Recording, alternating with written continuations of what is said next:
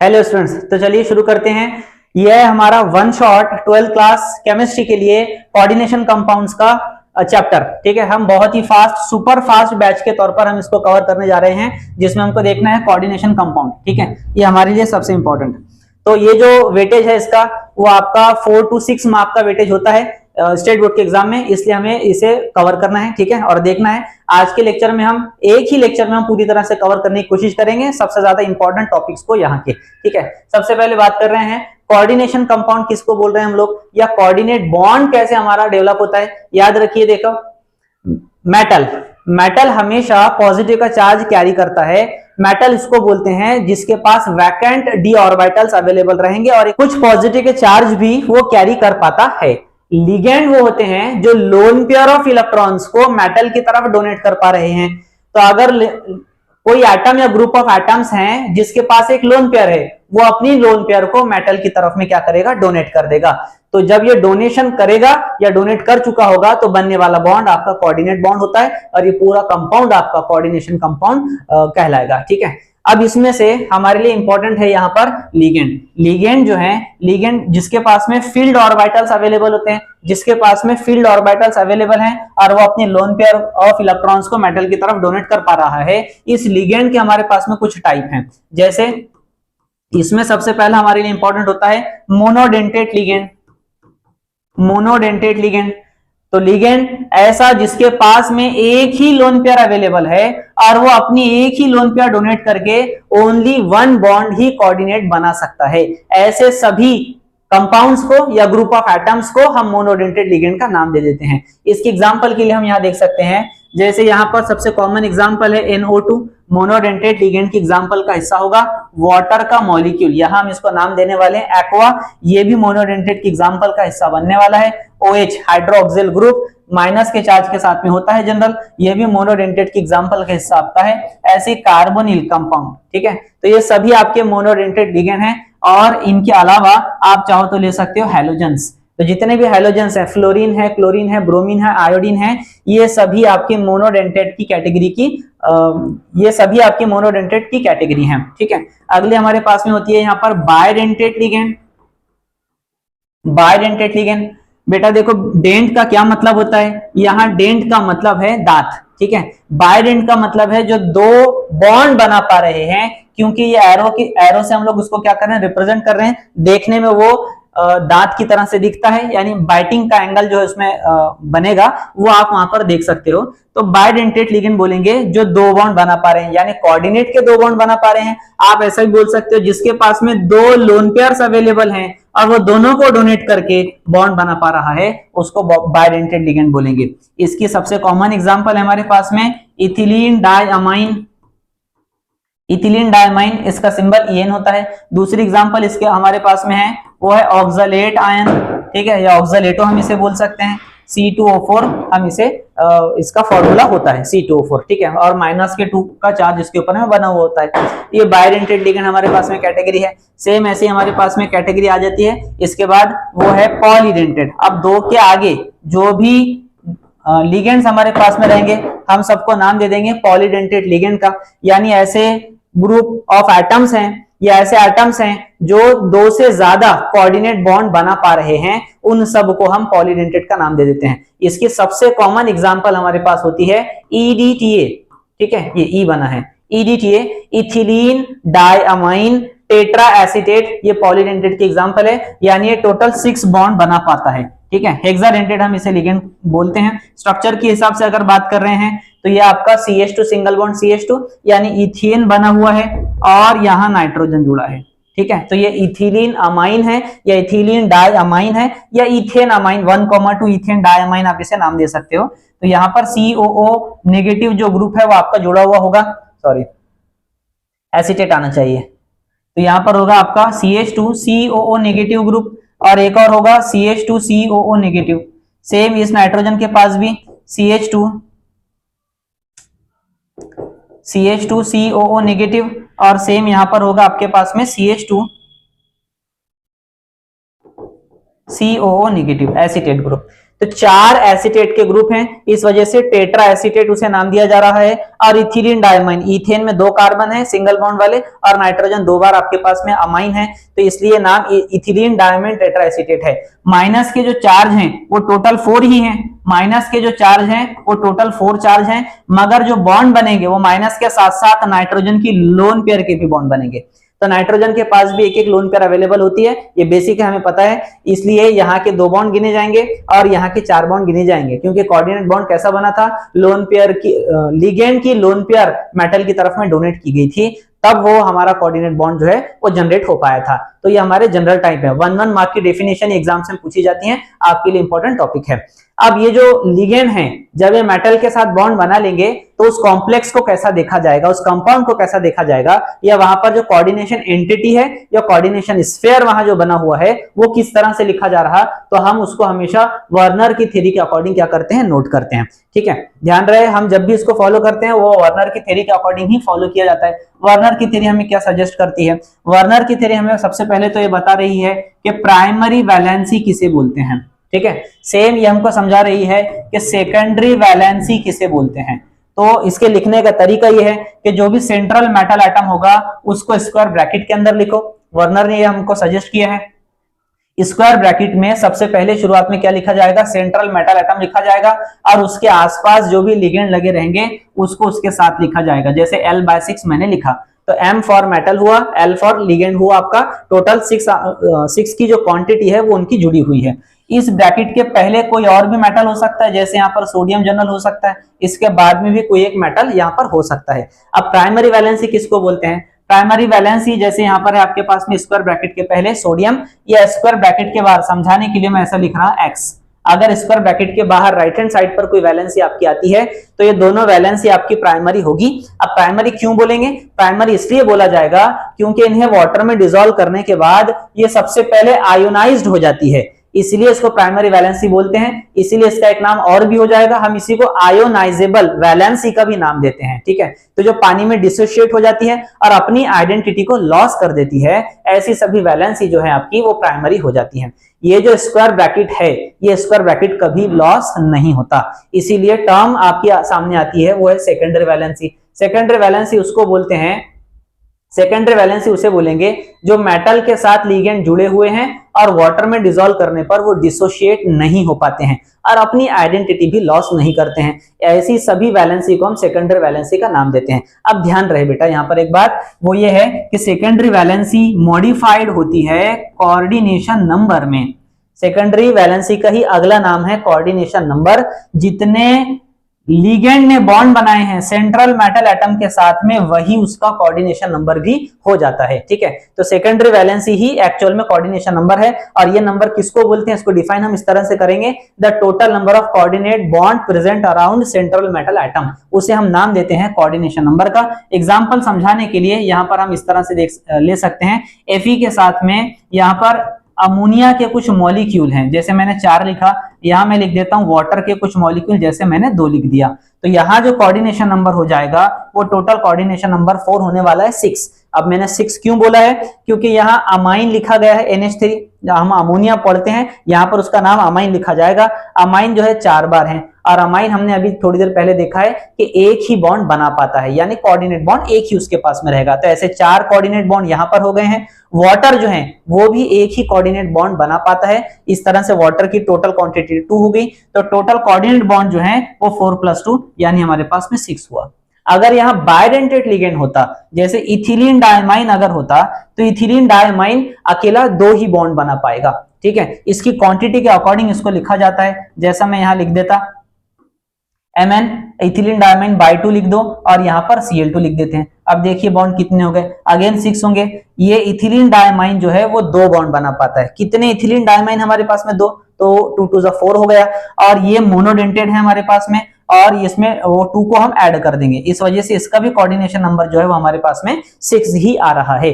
तो हमें देखना यह है कि सेंट्रल मेटल एटम के साथ में कौन से लिगेंड जुड़े हैं और वो कितने बॉन्ड बनाते हैं। ठीक है, इस हिसाब से हम हमेशा जो है कोऑर्डिनेशन नंबर आइडेंटिफाई कर पाते हैं या कर पाएंगे।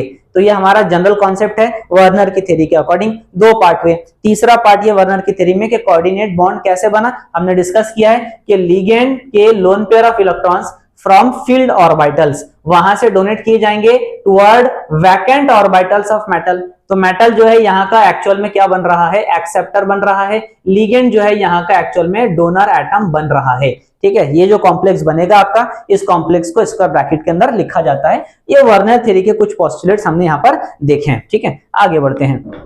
अगला हमें टॉपिक देखना है कि जो लिगेंड थे उन लिगेंड पर चार्ज कैसे आएंगे। ठीक है, नेगेटिव वाले जो चार्जेस हैं आपके पास में दो तरह के चार्ज दिए हुए होते हैं। पहला चार्ज होता है 1 माइनस का या -1 आप उसे बोल सकते हैं, दूसरा होता है -2 का, और एक तीसरा न्यूट्रल यानी नो चार्ज, उसके ऊपर कोई चार्ज नहीं होगा, आप बोल सकते हैं 0 चार्ज है। तो इस तरह से चार्ज हमारे पास में बहुत ही रेयर केस में 1 पॉजिटिव का चार्ज आ सकता है, वो भी एक ही केस है आपके पास, बस NO। ठीक है, वो भी रेयर केस में। ठीक है, इसकी आपको जरूरत नहीं है, स्टेट बोर्ड के सिलेबस में ये एग्जांपल हमारे पास अवेलेबल नहीं है, टेक्स्ट बुक में नहीं है, तो इसलिए हम ये वाली फिलहाल एग्जांपल को नहीं देख रहे। तो चार्ज ऑन लिगेंड में बात कर रहे हैं -1 रखने वाले लिगेंड। ठीक है, तो ऐसे सभी लिगेंड्स जिनके ऊपर -1 का चार्ज आता है वो सभी लिगेंड को मैं यहाँ नोट करने जा रहा। देखिए, फ्लोरीन जो है वो 1 नेगेटिव का चार्ज बनाता है। क्लोरीन जो है, जितने भी हैलोजेंस हैं वो सभी जनरली 1 नेगेटिव के चार्ज बनाते हैं। तो जितने भी हैलोजेंस हैं ये आपको लर्न करना होगा यहाँ पर कि जो हैलोजेंस हैं वो कितने चार्ज बना रहे हैं, या -1 में कौन कौन सी लिस्ट हमारे पास में अवेलेबल है। तो -1 का चार्ज बनाने वाले इनके अलावा होते हैं हमारे पास में OH नेगेटिव आयंस, हाइड्रोक्सिल जो ग्रुप्स हैं वो आपका -1 का चार्ज बनाता है। NO2 जो है वो आपके 1 नेगेटिव का चार्ज बना पाते हैं। ऐसे साइनाइड जो ग्रुप है वो भी 1 नेगेटिव का चार्ज बनाएगा, आइसोसाइनाइड 1 नेगेटिव का चार्ज बनाएगा, और थायोसाइनाइड या आइसोथायोसाइनाइड भी। ठीक है, ये सभी आपके 1 नेगेटिव का चार्ज डेवलप कर पाते हैं। आपको ये याद रखना होता है ताकि हम नॉमेनक्लेचर भी कर सकें और ताकि हम उसका ऑक्सीडेशन स्टेट भी फाइंड कर सकें। अगली जो कैटेगरी है वो -2 की है। -2 के चार्ज में बस आपको 2 ही एग्जांपल याद रखनी है, ये 2 एग्जांपल ही बस आपके लिए सफिशिएंट है फिलहाल हमारे एग्जाम्स के लिए, तो ये हमको सफिशिएंट है। उसमें सबसे पहला नाम आएगा C2O4 जो 2 नेगेटिव में होता है, इसका नाम है ऑक्सलेट। ऑक्सलेट आयन हमारे पास में बना हुआ है, ऑक्सैलिक एसिड से आता है आपका। दूसरा आपके पास में होता है सल्फेट यानी SO4 2 नेगेटिव। ठीक है, SO4 2 नेगेटिव, ये दोनों के दोनों आपके -2 के चार्ज रखते हैं, इनके ऊपर -2 का चार्ज हमेशा होता है। ठीक है, अगला आता है आपका न्यूट्रल, यानी ऐसे लिगेंड या ऐसे ग्रुप ऑफ एटम्स जिसके ऊपर चार्ज ही नहीं होगा, उसके ऊपर कभी कोई चार्ज बना हुआ नहीं होता है बेटा। तो आपको ये याद रखना होगा, आपको ध्यान रखना होगा। जैसे एग्जांपल में सबसे पहली एग्जांपल में बना रहा NH3, अमाइन की एग्जांपल में बना रहा। अगली एग्जांपल आपके पास में है एक्वा H2O, इसको हम नाम देते हैं यहाँ पर एक्वा, ये भी न्यूट्रल है। उसके बाद एग्जांपल है इथिलीन डायमाइन।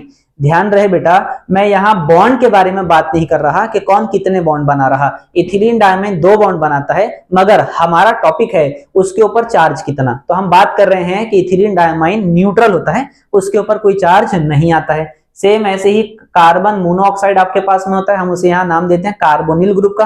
तो कार्बोनिल ग्रुप भी आपका न्यूट्रल होता है। ठीक है, तो ये सभी लिगेंड हैं, इनके ऊपर कौन से कितने चार्ज बनेंगे ये आपको ध्यान में रखना होता है। NO जो है वो आपका 1+ में आ सकता है अगर गिवन है, लिखा हुआ अगर है, वरना आप NO को भी, नाइट्रोजिल ग्रुप को भी आप न्यूट्रल कैटेगरी में मानोगे। ठीक है, आपको कंसिडर करके रखना, चलना होगा उसको। और NO पर अगर प्लस का चार्ज दिया हुआ हो तो ही हम उसको पॉजिटिव का चार्ज मानते हैं। ठीक है, उसके अलावा हम उसको कंसिडर नहीं करेंगे। ठीक है, अगली स्लाइड की तरफ में ये हमारे चार्ज हुए। अब हमें देखना है इस चैप्टर में कि टाइप्स ऑफ एंटिटी क्या है, यानी वर्नर की थ्योरी के अकॉर्डिंग जो हमने एंटिटी ऑलरेडी बना लिए थे। जैसे एग्जांपल के लिए CO/5, ये एक हमारी एंटिटी बनी हुई है। ये एंटिटी कौन से कैटेगरी की है? ठीक है, नेगेटिव है, पॉजिटिव है, या आपके पास में न्यूट्रल बनी हुई है। तो नंबर 1 मैं यहां लिख देता हूं, वो आपके पास में आता है एनायनिक एंटिटी। ये एनायनिक कॉम्प्लेक्स आप इसे नाम दे सकते हो। तो कौन से टाइप के कॉम्प्लेक्स एनायनिक होते हैं? ऐसे सभी तरह के कॉम्प्लेक्स एनायनिक हो जाएंगे जिसके शुरू में कोई मेटालिक वैलेंसी यहां पर प्रेजेंट है। जैसे मैं यहां लिख कर दे रहा आपको OH/6। अगर ऐसा कोई कोऑर्डिनेशन कंपाउंड हमारे पास बना है जिसमें स्क्वायर ब्रैकेट के लेफ्ट हैंड साइड पर कोई मेटल की वैलेंसी अवेलेबल है, क्योंकि वर्नर ने क्या बोला था, इसको डिसॉल्व करने पर ये जो 2 Na हैं वो ये अपना पॉजिटिव का चार्ज लेकर बाहर चले जाएंगे, रिएक्शन के बाहर चले जाएंगे। ठीक है, तो कंपाउंड डिसॉल्व होते ही 2 Na पॉजिटिव चार्ज बाहर चले गए, तो यहाँ जो चार्ज बनेगा ऊपर में वो चार्ज डेवलप हो जाएगा -2 का। ठीक है, यहाँ जो चार्ज डेवलप होगा वो होगा -2 का।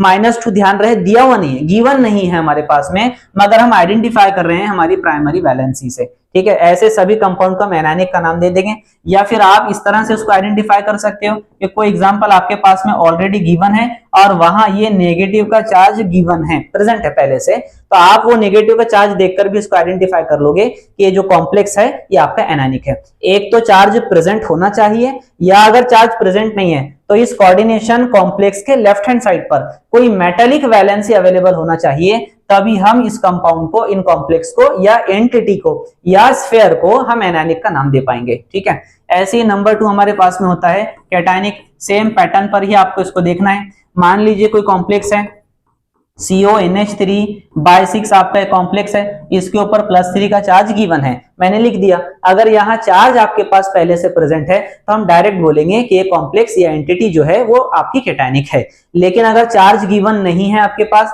यहाँ हम दूसरी एग्जांपल को देखते हैं। अगर मान लीजिए आपके पास में चार्ज गिवन नहीं है तो ये इस तरह से हो सकता है, Mn है और यहाँ पर लिखा है NH3/6 और इसके साथ कोई और प्राइमरी वैलेंसी है। अब ध्यान दीजिए, वर्नर थ्योरी के अकॉर्डिंग ही ये कॉम्प्लेक्स ऐसा है जिसको डिसॉल्व करने पर स्क्वायर ब्रैकेट के राइट साइड पर जो कोई वैलेंसी है वो वाटर में डिसॉल्व हो जाएंगी। अगर ये वाटर में डिसॉल्व होती है तो Cl हमने देखा है चार्ज में कि इस पर 1 नेगेटिव का चार्ज होता है, ये अपना नेगेटिव का चार्ज रिएक्शन के साथ बाहर लेकर चला जाएगा, अपोजिट का चार्ज यहां छोड़ेगा। 1 नेगेटिव बाहर हुआ, इस वजह से 1 पॉजिटिव का चार्ज यहां पर क्या हो जाएगा, डेवलप हो जाएगा।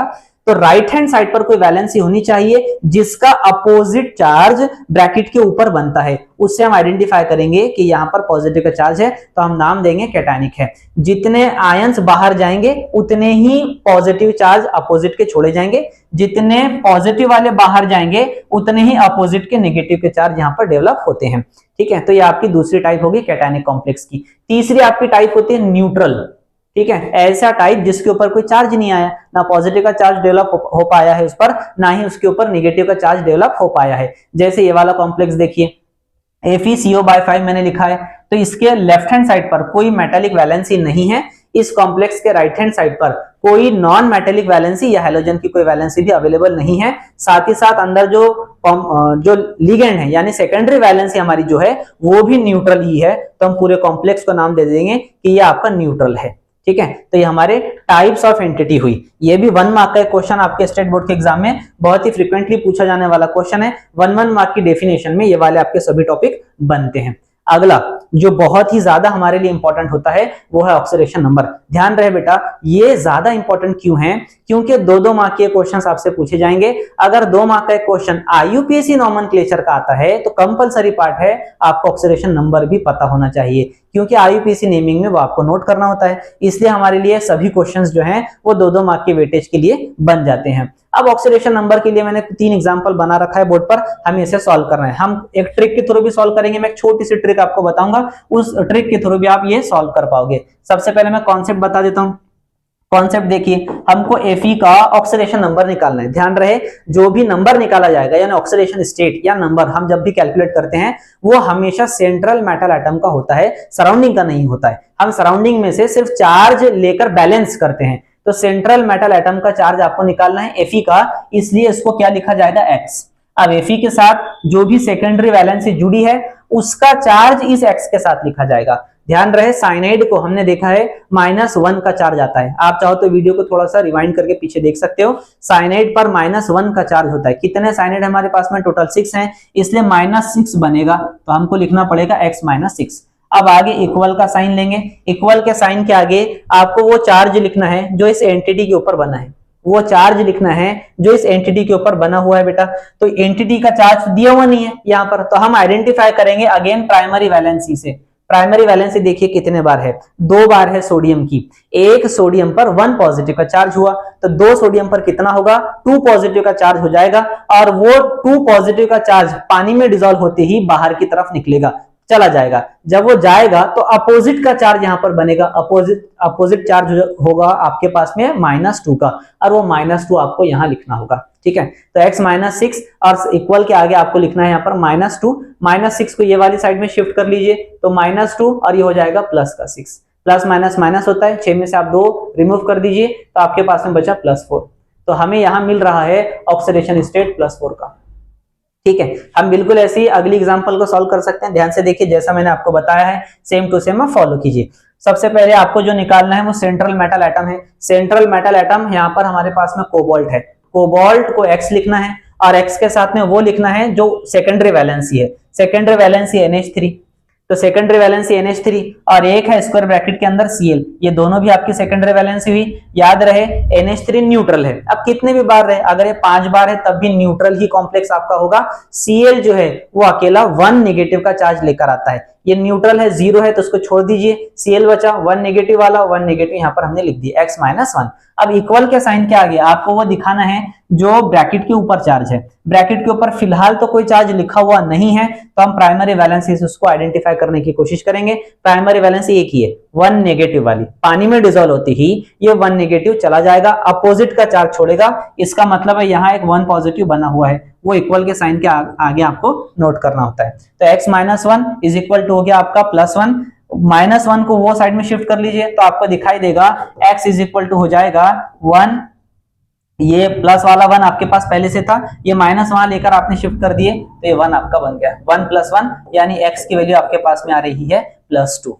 ठीक है, तो इसका ऑक्सीडेशन स्टेट कोबाल्ट का +2 है, या ऑक्सीडेशन नंबर जो है इसका +2 का बन रहा है। ठीक है, ऐसे आप थर्ड एग्जांपल की तरफ में देखिए। हम थोड़ा सा फास्ट चल रहे हैं, आई होप कि आपको ये बात समझ में आ रही होगी। निकेल, निकेल का हमको क्या करना है, सेंट्रल मेटल एटम निकेल है, इसका ऑक्सीडेशन स्टेट हमें निकालना है, ये ऑक्सीडेशन नंबर हमें निकालना है। तो मैंने आपको बताया कि निकेल को X करके हम नोट करेंगे। निकेल के साथ में कौन लगा है, 4 बार Cl है, तो Cl के चार्ज को X के साथ लिखा जाएगा। Cl पर कितना चार्ज आएगा, 1 नेगेटिव का 1 माइनस का, तो 4 Cl पर कितना चार्ज बनेगा, -4 का। तो -4 को यहां हम लिख देंगे X - 4। इक्वल के साइन के आगे आपको वो लिखना है जो स्क्वायर ब्रैकेट के ऊपर चार्ज दे रखा है।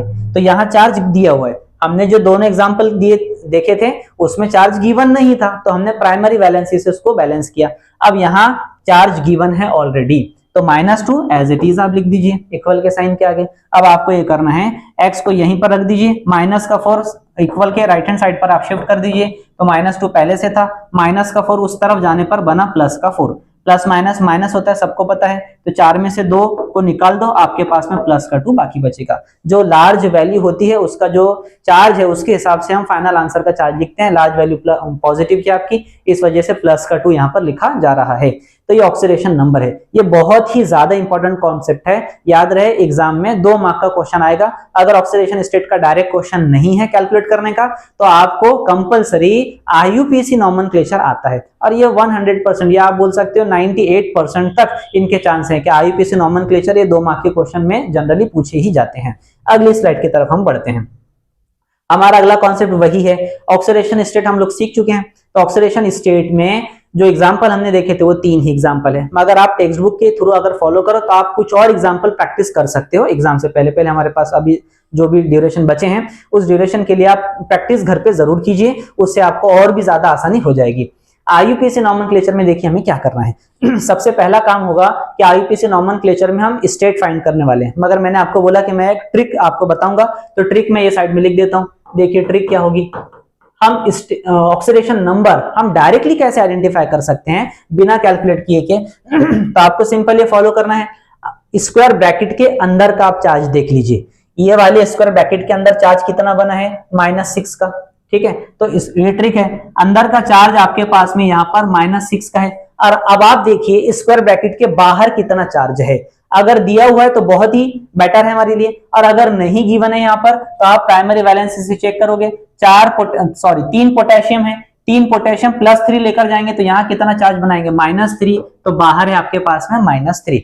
स्क्वायर ब्रैकेट के अंदर अगर माइनस है आपके पास और स्क्वायर ब्रैकेट के बाहर भी माइनस है, दोनों माइनस हैं, तो आप दोनों को एक दूसरे से माइनस कर दीजिए। ध्यान रहे मैं मैथमेटिक्स का कोई फॉर्मूला नहीं बोल रहा, आप ये मत सोचना कि माइनस माइनस प्लस हो जाएगा करके, मैं ट्रिक बता रहा हूं आपको। ये सिंपल सी ट्रिक है, क्योंकि आप ऑक्सीडेशन में इक्वल के साइन के आगे साइन को लेकर जाते हैं तो साइन चेंज हो जाती है, बदल जाती है, इस वजह से हम ट्रिक में ऐसा बोल रहे हैं कि माइनस माइनस अगर दोनों साइन रहे, स्क्वायर ब्रैकेट के अंदर भी माइनस है, स्क्वायर ब्रैकेट के बाहर भी माइनस है, तो दोनों को माइनस कर दो, 6 में से 3 निकाल दो आप, +3 आपके पास में बाकी बचेगा। ये वैल्यू हमेशा प्लस में ही आती है, ठीक है, मैक्सिमम टाइम आपको प्लस ही ये मिलेगा। तो एक सिंपल सी ट्रिक है, आप इस तरह से निकाल दीजिए। अब अगर मान लीजिए आपने कोई एक कैलकुलेशन किया जिसमें अंदर एक -1 का चार्ज है और ब्रैकेट के बाहर भी आपको एक +1 का चार्ज मिल रहा है, +1 का चार्ज आपको यहां मिल रहा है। अब हम कैसे कैलकुलेट करेंगे, तो ट्रिक वापस से फॉलो आप कर सकते हो।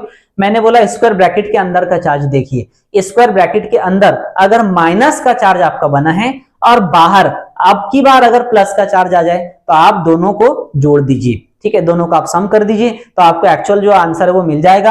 अंदर का -1 बाहर का +1 दोनों को जोड़ दीजिए, 1 + 1 आपका हो जाएगा 2, तो ये आपको +2 में इसका ऑक्सीडेशन नंबर मिल जाएगा। एक बार रिपीट कर देता हूं, स्क्वायर ब्रैकेट के अंदर अगर माइनस है और स्क्वायर ब्रैकेट के बाहर अगर आपका माइनस है, दोनों साइन अगर सेम है तो माइनस कर दीजिए, और अगर दोनों साइन अगर अपोजिट हैं तो आप उनको प्लस कर दीजिए, आप उनको ऐड कर दीजिए, आपका ऑक्सीडेशन नंबर आ जाएगा। ये सिंपल सी ट्रिक है, बस एक ट्रिक है, ठीक है ना, कोई कॉन्सेप्ट नहीं है। कॉन्सेप्ट में तो वही x माइनस करके आपको सॉल्व करना होता है। तो इस ट्रिक के थ्रू अगर हम देखते हैं तो आपको यहां से पता चलेगा इसका जो ऑक्सीडेशन स्टेट है वो +3 आ रहा है, ठीक है, यहां से इसका जो स्टेट आ रहा है वो आपका +3 का है। अब हमें नाम देना है, आईपीएससी में जो प्राइमरी वैलेंसी है जहां लिखी है लेफ्ट हैंड साइड पर, तो वहीं पर हम उसका नाम क्या करेंगे, नोट कर लेंगे, मगर उसकी क्वांटिटी को नहीं बताएंगे। कितने पोटेशियम है, 3, तो याद रहे हमें ट्राई पोटेशियम नहीं लिखना है, बस हमें 1 पोटेशियम लिख देना है। तो ये आपका हो जाएगा यहाँ पर पोटेशियम, और पोटेशियम का नाम लिखते ही नाम में थोड़ी सी स्पेस देंगे क्योंकि प्राइमरी वैलेंसी थी। अगला हमको शुरू करना है सेकेंडरी वैलेंसी को। ध्यान रहे मैंने क्या किया, पहला ऑक्सीडेशन नंबर मैंने निकाला, दूसरा मैंने प्राइमरी वैलेंसी को लिखा, अगर प्रेजेंट है तो, नहीं है तो छोड़ दीजिए। उसके बाद आपको स्टार्ट करना है सेकेंडरी वैलेंसी का नेम, जो भी उसकी क्वांटिटी है वो क्वांटिटी आप यहाँ पर बताओगे। तो सेकेंडरी वैलेंसी है साइनाइड की और 6 बार है, तो हम उसके लिए नाम देने वाले हैं हेक्सासाइनो, 6 बार है इस वजह से हेक्सा, और यहाँ पर नाम लिखा जाएगा साइनो। ध्यान रहे एनसीईआरटी में या सीबीएसई पैटर्न के हिसाब से भी अगर आप जा रहे हो तो जितने नेगेटिव के चार्ज वाले होते हैं उन सब नेगेटिव के चार्ज के आगे आईडीओ लगाते हैं, यानी साइनाइड का नाम हो जाएगा साइनाइडो, ठीक है, साइनाइडो बनेगा, पर हम यहाँ पर लिख रहे हैं फिलहाल साइनो। तो हेक्सासाइनो आपका नेम बनेगा, और एफी का नाम यहाँ लिखना होता है। आखिरी बात, सेकेंडरी वैलेंसी का नाम लिखने के बाद आपको नोट करना है सेंट्रल मेटल एटम का नाम, ठीक है। जैसे आप सेंट्रल मेटल एटम का नाम देखते हो तो Fe का नाम होता है आयरन। आयरन का नाम लिखने से पहले हम चेक करेंगे क्या ये एंटिटी नेगेटिव है यानी एनायनिक है। तो हमारा चौथा पॉइंट है कि अगर एंटिटी एनायनिक होती है तो सेंट्रल मेटल एटम के नेम के आगे 8 लगाना है, और अगर उसका कोई लैटिन नेम है तो हम लैटिन नेम यूज करेंगे। जैसे आयरन का लैटिन नेम होता है, उसका नाम फेरियम है, तो हम उसका लैटिन नेम यूज करेंगे और उसके नेम के आगे 8 लगाएंगे, इसलिए यहां पर फेरेट हो जाएगा, ठीक है, इसलिए यहां पर फेरेट हो जाएगा, आयरन नहीं होगा। रीजन सिर्फ एक है, ये कोऑर्डिनेशन एंटिटी नेगेटिव की है, इसके ऊपर नेगेटिव -3 बना हुआ है, इसलिए हम नाम लैटिन का यूज कर रहे हैं और नाम के आगे 8 लिख रहे हैं, फेरेट, हेक्सासाइनोफेरेट बना। आखिरी काम हमें कर रहे हैं 5वां, वो ये है कि सेंट्रल मेटल एटम का नाम लिखते ही रोमन में कर्व ब्रैकेट में उसका ऑक्सीडेशन नंबर भी लिखेंगे। हमने आयरन का ऑक्सीडेशन नंबर कितना निकाला था, 3 + 3, तो यहाँ पर आप 3 लिख दोगे, ठीक है, और ये कंपाउंड का नेम आपका पूरा हो चुका है। सेम देखिए, अगर आपको ये हार्ड लगा हो, अगर आपको ये डिफिकल्ट जा रहे हो तो इसको देखिए, हम 2 और एग्जांपल सॉल्व करने वाले हैं और किस तरह से नाम देना है फिर से आप चेक कीजिए। मैंने आपको ट्रिक बताया, इसमें देखिए कार्बोनिल जो है वो न्यूट्रल है और ब्रैकेट के ऊपर कोई चार्ज भी नहीं है, इसलिए डायरेक्टली इसका स्टेट जो है वो 0 हो जाएगा, यानी ऑक्सीडेशन नंबर जो है इसका वो 0 बन रहा है। अब हमें नाम देना है, स्क्वायर ब्रैकेट के पहले देखिए कुछ नहीं है तो हमें कोई प्राइमरी वैलेंसी का नाम नहीं लिखना है। सेकेंडरी वैलेंसी डायरेक्ट आप शुरू कर सकते हैं, सेकेंडरी वैलेंसी 5 बार आपके पास में, तो आप नाम दे दोगे पेंटा कार्बोनिल, नाम आ जाएगा पेंटा कार्बोनिल। सेकेंडरी वैलेंसी पूरी हुई। सेकेंडरी वैलेंसी के बाद सेंट्रल मेटल एटम का नाम लिखना है, मगर नाम लिखने से पहले आपको हमेशा ये चेक करना है कि एंटिटी पर माइनस का चार्ज है या नहीं। अगर माइनस का चार्ज है यानी वो एनायनिक है तो नाम हम लैटिन में लिखेंगे अगर है तो, और नाम के आगे 8 लगाएंगे। जैसे यहाँ Fe है तो हम Fe का नाम क्या लिखते हैं, फेरेट लिखते हैं, मगर यहाँ कोई माइनस है नहीं, कोई प्राइमरी वैलेंसी इसमें है नहीं, इसका स्टेट भी 0 आया है, तो उसका जो ओरिजिनल नेम है जैसा हम लिखते हैं वैसा नाम लिख देंगे, वो हो जाएगा आयरन।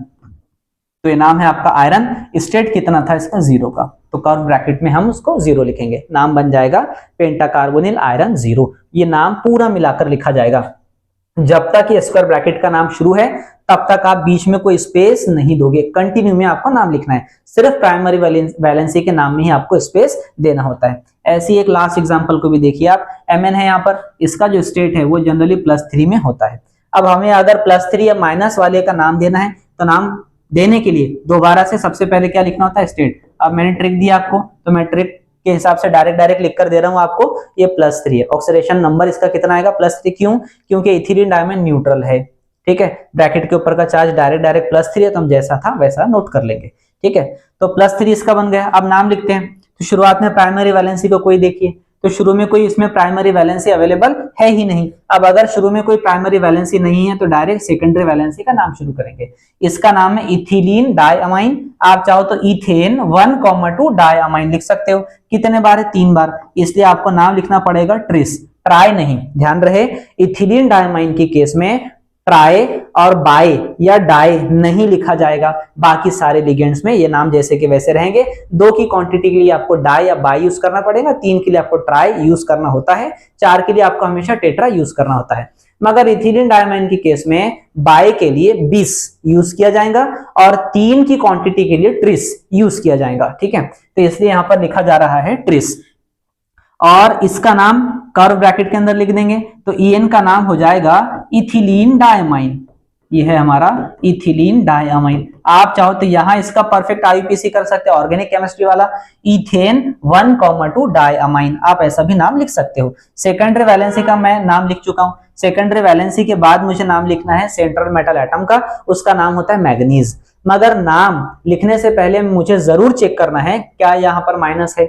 अगर ये माइनस होता तो मैग्नेट लिखा जाता, मगर ये माइनस नहीं है, प्लस में है, तो इसका जैसा नेम था हम वैसा ही लिख देंगे, नाम हो जाएगा मैग्नीज, और इसका स्टेट साथ में भी दिखाएंगे। तो +3 था, हम रोमन में 3 लिखकर इसको छोड़ेंगे। अब ये क्योंकि चार्ज बना हुआ है इस वजह से आगे आपको दिखाना होता है आयन, ठीक है। अगर प्लस और माइनस के कोई भी चार्ज है लिखे हुए तो आपको आगे आयन लिखना होता है, ठीक है। आई होप कि आपको समझ में आ रही होंगी बात। मैंने कुछ ही एग्जांपल कवर किया क्योंकि हम 1 शॉट में इसको कवर करने की कोशिश कर रहे हैं। बहुत ज्यादा अगर एग्जांपल्स लेंगे तो हमारा लेक्चर काफी लेंथी हो जाएगा, लंबा हो जाएगा। तो आप इसको प्रैक्टिस करने के लिए कुछ एग्जाम्पल टेक्स्ट बुक से भी सॉल्व कर सकते हो, कुछ एग्जाम्पल हम इसके लास्ट में भी लेने की कोशिश कर लेंगे, ठीक है, अगर टाइम बचता है आपके पास में। तो अगली स्लाइड की तरफ चलते हैं। देखिए, हमें अगले 2 मार्क के लिए इंपॉर्टेंट कॉन्सेप्ट देखना होता है, वो है आपका यहाँ पर इफेक्टिव एटॉमिक नंबर, ठीक है। देखिए, इफेक्टिव एटॉमिक नंबर किसे बोलते हैं, सबसे पहले इस बात को समझ लीजिए। इफेक्टिव एटॉमिक नंबर बोलेंगे कि सेंट्रल मेटल एटम के सराउंड में, उसके आसपास में टोटल नंबर ऑफ इलेक्ट्रॉन्स कितने अवेलेबल हैं। जो भी total number of electrons central metal के सराउंडिंग में है, प्रेजेंट हैं, उन सभी को उसका एटॉमिक नंबर बोला जाएगा। अब एटॉमिक नंबर अगर हमें निकालना है तो वापस सबसे पहले फाइंड करना होता है इसका स्टेट। तो यहाँ पर कोबाल्ट का ऑक्सीडेशन नंबर जो है या स्टेट जो है वो +3 है, क्योंकि NH3 जो है वो न्यूट्रल आपका बना हुआ है। हमने देखा है अभी पिछले थोड़ी देर पहले ही उसको, तो ये न्यूट्रल आपका बना हुआ है। अब अगर इसका स्टेट +3 है तो हम फॉर्मूला यहाँ पर लगाएंगे, और फॉर्मूला हमारे पास में होता है, वो है हमारे पास में effective atomic number is equal to होगा Z minus X plus Y, Z minus X plus Y. अब इसमें से Z कौन है, ध्यान रहे, इसमें से जो Z होता है वो आपका होगा एटॉमिक नंबर। जो भी सेंट्रल मेटल एटम यहाँ पर होगा उसका एटॉमिक नंबर आपको Z की जगह पर लिखना है। X कौन होता है, तो X यहाँ पर इसका ऑक्सीडेशन नंबर है। तो जो भी आपने यहाँ पर ऑक्सीडेशन नंबर निकाल रखा है वो X की जगह पर आएगा। आखिरी बात है Y। Y में आता है आपका total number of ligands donated by total number of electrons donated bye ligand. तो जो भी नंबर इलेक्ट्रॉन के डोनेट किए गए हैं फ्रॉम लिगेंड, तो लिगेंड की तरफ से जो भी इलेक्ट्रॉन्स के नंबर आ रहे हैं वो सभी नंबर आपको यहां लिखना है। अब हमें ये बात पता है कि एक बॉन्ड बनाने के लिए कितने इलेक्ट्रॉन्स चाहिए, 2। तो हम सिंपल यहां पर देखेंगे कोऑर्डिनेशन नंबर कितना है, तो जितने बॉन्ड बना रखे हैं उन सबको 2 से मल्टीप्लाई कर देंगे, क्योंकि हर बॉन्ड में 2-2 इलेक्ट्रॉन्स अवेलेबल होते हैं। इस वजह से टोटल इलेक्ट्रॉन्स की क्वांटिटी हमारे सामने आ जाएंगी। जैसे एग्जांपल के लिए यहां देख लेते हैं, Z इस पूरे कॉम्प्लेक्स में कोबाल्ट का जो नंबर है हमारे पास में वो 27 होता है, ठीक है। कोबाल्ट का जो एटॉमिक नंबर है वो हमारे पास में 27 है। इसका स्टेट हमने कितना देखा है, +3 का है, तो हम इस 27 में से 3 को माइनस कर देंगे, ठीक है। 27 में से 3 को माइनस कर देंगे, 24 आपके पास में रिमेनिंग रह गया आपका Y। तो Y में नंबर ऑफ लिगेंड्स आएंगे, तो लिगेंड कितने बार है आपके पास में, 6 बार है। यहाँ समझाने के लिए मैं ब्रैकेट में लिख देता हूं, तो 6 लिगेंड है आपके पास, ठीक है। और 6 लिगेंड के बॉन्ड कितने, 6 बॉन्ड हो गए हमारे पास में, एक एक बॉन्ड बनाएगा, मोनोडेंटेड लिगेंड हुआ। तो मोनोडेंटेड लिगेंड अगर 6 बॉन्ड बना रहा है तो हर बॉन्ड में कितने इलेक्ट्रॉन्स हैं, 2 इलेक्ट्रॉन्स हैं, इसलिए साथ में आपको मल्टीप्लाई करना होगा टोटल नंबर ऑफ इलेक्ट्रॉन से भी। तो 2 इलेक्ट्रॉन्स यहाँ अवेलेबल हैं, हम मल्टीप्लाई कर देंगे तो 12 इलेक्ट्रॉन्स हमको यहाँ पर दिख रहे हैं, तो वो नंबर हम यहाँ रखेंगे। अब इसे कैलकुलेट कर लेते हैं, तो ये हो जाएगा 27 माइनस 3, तो आपको मिलेगा यहाँ पर 24 और प्लस में आपको मिलेगा 12, टोटल नंबर हो जाएगा आपका 36, ठीक है। ये हो गया हमारे पास में यहाँ पर इफेक्टिव एटॉमिक नंबर। इस सिंपल फॉर्मूले के थ्रू टेक्स्ट बुक में जैसा दिया है हम वैसा इसको सॉल्व कर पा रहे हैं। सेम अगली एग्जांपल की भी तरफ हम बात कर रहे हैं। सबसे पहले स्टेट फाइंड करेंगे। मैंने क्या सिखाया आपको आज के इस लेक्चर में कि ऑक्सीडेशन नंबर को हम कैसे निकाल रहे हैं, उसकी एक ट्रिक क्या थी, ट्रिक ये थी, स्क्वायर ब्रैकेट के अंदर का चार्ज देख लीजिए। साइनाइड पर 1 नेगेटिव का चार्ज होता है, कितने साइनाइड है हमारे पास में, 4 साइनाइड है, तो 4 नेगेटिव अंदर हो गया। ब्रैकेट के बाहर कितना चार्ज बना हुआ है ऑलरेडी, -2। तो हम ये ट्रिक में फॉलो करेंगे, दोनों चार्ज अगर सेम है, ब्रैकेट के अंदर का ब्रैकेट के बाहर का, तो हम दोनों को माइनस कर देंगे। तो 4 में से आप 2 निकाल दीजिए, +2 आपके पास बाकी बचेगा, ठीक है। तो इसका ऑक्सीडेशन स्टेट आ चुका है, नंबर आ चुका है। अब हमें इफेक्टिव एटॉमिक नंबर कैलकुलेट करना है। तो जब जैसे ही हम लोग इफेक्टिव एटॉमिक नंबर को कैलकुलेट करेंगे, फॉर्मूला लगेगा Z - X + Y।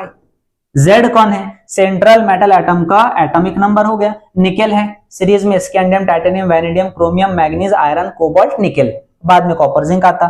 तो ये निकेल आपका बना, यानी 28 नंबर पर आपका आता है। एटॉमिक नंबर आपको पता होने चाहिए, माइनस करना है। हमने स्टेट कितना निकाला, +2 का, तो उसको माइनस कर दीजिए यहाँ से, 28 - 2, ठीक है। प्लस में Y का मतलब है लिगेंड ने कितने बॉन्ड बनाया, तो लिगेंड मोनोडेंटेड है, बॉन्ड बनाए हैं 4। लिगेंड है आपका मोनोडेंटेड, बॉन्ड बना रखा है 4, ठीक है। तो यहाँ लिख देता हूं मैं, 4 बॉन्ड है और हर बॉन्ड में कितने इलेक्ट्रॉन्स होते हैं, 2, तो मल्टीप्लाइड बाय 2 हो जाएगा, ठीक है। ये हमारे समझने के लिए, इसको सॉल्व कर लेते हैं। तो ये हो जाएगा 26 माइनस करने के बाद में, और ये दोनों को मल्टीप्लाई करने के बाद में हो जाएगा 8, ठीक है। तो ये हो जाएगा आपके पास में 34 तो हो जाएगा आपके पास में यहाँ पर 34। इस तरह से हम क्या कर सकते हैं, एटॉमिक नंबर भी बहुत ही आराम से कैलकुलेट कर सकते हैं। ओके, अब आगे बढ़ने से पहले एक और इंपॉर्टेंट कॉन्सेप्ट देख लेते हैं, वो है आपका डबल सॉल्ट। ठीक है, डबल सॉल्ट किसको बोलते हैं, तो 1 मार्क की एक सिंपल डेफिनेशन, कोई पेपर में या किसी पुराने पेपर में 2 मार्क का भी ये क्वेश्चन पूछा जा चुका है, double salt. What do you mean by double salt, what are double salt, या डिफाइन द डबल सॉल्ट्स। ठीक है, डबल सॉल्ट्स बोलते हैं 2 और 2 से ज्यादा कॉम्बिनेशंस अगर सॉल्ट्स का होता है, ऐसे कंपाउंड्स, ऐसे कोऑर्डिनेशन कंपाउंड्स जिसमें एटलीस्ट 2 सॉल्ट प्रेजेंट हैं और उसको पानी में डिसॉल्व करने पर वो कंप्लीट आयोनाइज्ड हो जाते हैं, उसका कोई हिस्सा बाकी नहीं होता है, उसका हर एक पार्ट पानी में डिसोशिएट हो जाएगा, आयोनाइज हो जाएगा। ऐसे सभी सब्सटेंसेस को डबल सॉल्ट का नाम देते हैं। जैसे एग्जांपल के लिए हम इप्सम सॉल्ट ले सकते हैं, KCl डॉट में MgCl2 होता है और डॉट में कुछ अमाउंट वाटर का होता है, ये आपका एक डबल सॉल्ट है, बहुत ही कॉमन एग्जांपल है। इसको हम डबल सॉल्ट बोलते हैं क्योंकि इसको जब डिसॉल्व करेंगे तो इसमें से सारे पोटेशियम और क्लोरीन, मैग्नीशियम और क्लोरीन, और ये वाटर तो है ही पहले से, ये सभी डिसोशिएट हो जाते हैं और कंप्लीट आयोनाइज हो जाता है, इसलिए हम इसे इप्सम सॉल्ट बोलते हैं। और एक और कॉमन एग्जांपल है आपके पास में, वो होता है आपका मोहर्स सॉल्ट। ठीक है, मोहर्स सॉल्ट, तो ये भी आपका डबल सॉल्ट का एक एग्जांपल है। 1 मार्क के लिए या कभी 2 मार्क के लिए विथ एग्जांपल आपको ये क्वेश्चन पूछे जा सकते हैं। ठीक है, चलिए आगे बढ़ते हैं अगली स्लाइड की तरफ में। तो अगला हमको एक बहुत ही इंपॉर्टेंट काम करना है, वो है 3 to 4 मार्क का आपका एक क्वेश्चन हो सकता है। जैसे अगर आप 2022 के पहले के पेपर अगर आप देखते हैं, लॉकडाउन के पहले के अगर आप पेपर देखते हैं, तो आपको ये सभी क्वेश्चंस 4 मार्क के लिए डायरेक्टली पूछे जा चुके हैं। ठीक है, डायरेक्ट आपको सेक्शन डी में आएगा, टर्म्स दे दी जाएंगी, 1 मार्क के लिए आपको डिफाइन करना है, एक एग्जांपल आपको दिखानी होती है, तो 4 मार्क का ऑलरेडी आपका एक क्वेश्चन बन जाता है। मगर अभी लेटेस्ट एग्जाम्स में ये सभी साथ में नहीं पूछे जा रहे, इनमें से कोई एक या कोई दो ही आपसे क्वेश्चंस पूछे जाएंगे। जैसे आइसोमेरिज्म का हमारा टॉपिक है, उसके 2 टॉपिक हैं, पहला उसके 2 सब पार्ट होते हैं, स्ट्रक्चरल आइसोमेरिज्म, दूसरा होता है स्टीरियो आइसोमेरिज्म, इसको हम बाद में देखते हैं। तो स्ट्रक्चरल आइसोमेरिज्म में 4 नाम आते हैं। पहला होगा लिंकेज आइसोमेरिज्म, तो आपको ऐसा पूछा जा सकता है define the following terms, 1 option आपको दिया जाएगा लिंकेज आइसोमेरिज्म, सेकंड ऑप्शन आपको दिया जाता है आयोनाइजेबल आइसोमेरिज्म, ठीक है। इस तरह के क्वेश्चंस हैं, तो जो भी पूछेगा 1 मार्क का आपका ये एक पार्ट रहेगा, तो 4 आप कंबाइन कर लेंगे तो आपको 4 मार्क्स उसके मिल सकते हैं, अगर चारों साथ में है तो। जितने हैं उतने आपको बनाने हैं। सबसे पहले देखते हैं कि आइसोमेरिज्म ही किसको बोलते हैं। आइसोमेरिज्म बोलते हैं ऐसी प्रोसेस को, इस तरह का फिनोमिना है जिसमें कंपाउंड्स जो हैं उनका मॉलिक्यूलर फॉर्मूला कभी चेंज नहीं होता। तो मॉलिक्यूलर फॉर्मूला चेंज नहीं हुआ मगर उनका स्ट्रक्चरल अरेंजमेंट चेंज हो रहा है, बदला जा रहा है, या बॉन्डिंग का जो पैटर्न है वो चेंज हो रहा है, या सेंट्रल मेटल के सराउंडिंग में जो अरेंजमेंट है वो बदला जा रहा है, उन सारी प्रोसेस को आइसोमेरिज्म बोलते हैं। और जो कंपाउंड्स ऐसा कर पा रहे हैं उन्हें हम आइसोमर का नाम देते हैं। इसलिए डेफिनेशन का पार्ट भी यही बनता है, the compounds having same molecular formula but different structural arrangement, उसे हम नाम देते हैं आइसोमर का, ठीक है। अब पहला इसमें नाम है हमारे पास में लिंकेज आइसोमर, नाम ही हमको सजेस्ट कर रहा है कोऑर्डिनेशन में। लिंकेज आइसोमर बोलेंगे ऐसे कंपाउंड्स को जिसमें उसकी लिंक ही बदली जा चुकी है, यानी आप यहां देख सकते हो एम्बिडेंटेड लिगेंड के बारे में। जैसे मैं समझाने के लिए बता रहा कि Mn है आपके पास, उसके साथ में साइनाइड है बाय6, ये कॉम्प्लेक्स अगर आपका इस तरह से बना हुआ है तो सेंट्रल मेटल एटम मैग्नीज ने बॉन्ड किसके साथ में बनाया, साइनाइड में कार्बन के साथ बनाया। मगर मैं इसकी एग्जांपल कुछ इस तरह से लिख सकता हूं, ये हो सकता है Nc/6। तो ऐसे 2 कंपाउंड्स हैं, ऐसे 2 कॉम्प्लेक्स हैं जिसमें डोनर एटम चेंज हो गए। तो पहला डोनर एटम कार्बन था, अगला डोनर एटम नाइट्रोजन हो गया। ऐसी पेयर को लिंकेज आइसोमर का नाम देते हैं और इनकी प्रोसेस को या इनके फिनोमिना को हम लिंकेज आइसोमेरिज्म बोलते हैं, ठीक है। तो जहां पर एम्बिडेंटेड लिगेंड आते हैं उसे हम ये नाम देते हैं। तो मेरे ख्याल से शुरुआत में पहली जो स्लाइड हमारी गई है उसमें टाइप्स ऑफ लिगेंड में मैंने शायद आपको एम्बिडेंटेड लिगेंड नहीं बताया, तो मैं यहाँ उसको बता देता हूँ, मैं यहाँ उसको एक्सप्लेन कर देता हूँ। एम्बिडेंटेड लिगेंड ये आपके जो बने हैं ये कहलाते हैं एम्बिडेंटेड लिगेंड्स, ठीक है। एम्बी का नाम आया है यहाँ पर एम्फीबियन से, जैसे हम बायोलॉजी में आप पढ़ते हो, ये आपको नाम पता है एम्फीबियंस, यानी जो दोनों तरह से टेरेस्ट्रियल पर भी और एक्वेटिक लाइफ में भी सर्वाइव कर सकते हैं, या रेस्पिरेशन उनका उसी तरह से डेवलप हो पाता है, उन सबको हम एम्फीबियंस बोलते हैं। तो यहाँ पर नाम है एम्बिडेंट। एम्बिडेंट का मतलब है ऐसे डोनर एटम्स जिनके पास 2 डिफरेंट डोनर एटम्स अवेलेबल होते हैं मगर दोनों से वो at a time only 1 he bond बना पाते हैं। ऐसे सभी एटम्स या ग्रुप ऑफ एटम्स को हम एम्बिडेंटेड लिगेंड का नाम देते हैं। इसकी कॉमन एग्जांपल है साइनाइड और NO2 ग्रुप, ये वाला भी, ये दोनों एम्बिडेंटेड की एग्जांपल में आएगा। साइनाइड में डोनर एटम कार्बन भी है और नाइट्रोजन भी है, यानी वो दोनों तरह से बॉन्ड बना पा रहा है। तो यहां उसने कार्बन से बॉन्ड बनाया और इस एग्जांपल में उसने नाइट्रोजन से बॉन्ड बनाया, ठीक है, ये एम्बिडेंटेड है। और ऐसे कंपाउंड्स जिसमें एम्बिडेंटेड लिगेंड प्रेजेंट है और वो दोनों डोनर एटम से अलग अलग बॉन्ड बना पा रहे हैं, ऐसी पेयर को आप लिंकेज आइसोमर का नाम देते हो, ठीक है। चलिए आगे बढ़ते हैं। अगला हमारे पास में नाम है आयोनाइजेबल आइसोमर। तो ये नाम ही सजेस्ट कर रहा वापस दोबारा से हमको कि ये प्राइमरी वैलेंसी के बारे में बात हो रही है, यानी ऐसे कंपाउंड्स हैं जिनका फॉर्मूला तो सेम है मगर उनकी प्राइमरी वैलेंसी चेंज हो रही है। अब प्राइमरी वैलेंसी कैसे चेंज हो रही है तो यहाँ पर हम लोग देख लेते हैं। ओके, देखिए Fe है, इसके साथ में यहाँ पर कुछ अमाउंट वाटर का है, जैसे 5 टाइम्स और एक Cl मैंने लिखा, और इसके बाहर एक ब्रोमीन मैं लिखकर बता रहा हूं। अब अगर इसमें आप प्राइमरी वैलेंसी को देखो तो ब्रोमीन जो है ये इसकी प्राइमरी वैलेंसी है और क्लोरीन जो है इसकी सेकेंडरी वैलेंसी है। तो ऐसे कंपाउंड्स, एग्जाम्पल के लिए यहां मैं उसको नोट करता हूं,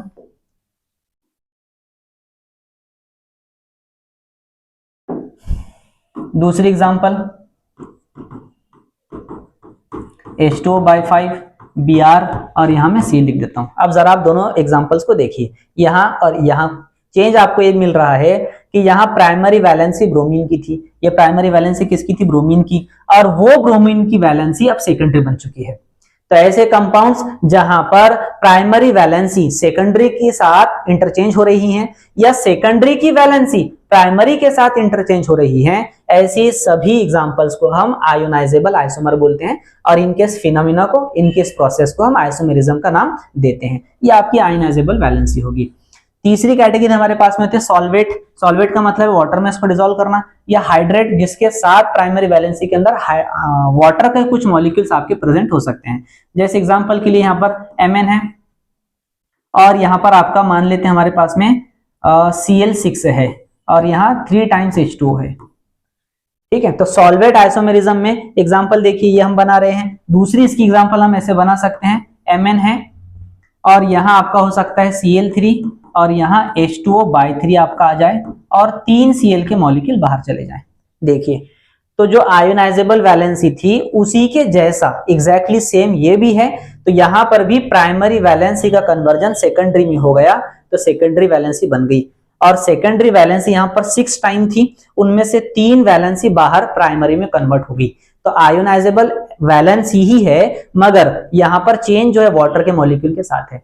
तो अगर हाइड्रेट यानी वाटर जो प्राइमरी वैलेंसी में लिखा है अगर वो आयोनाइजेबल वैलेंसी बना रहा है तो उसको हम सॉल्वेट आइसोमेरिज्म का नाम देते हैं, या हाइड्रेट आइसोमर का हम उसको नाम देते हैं।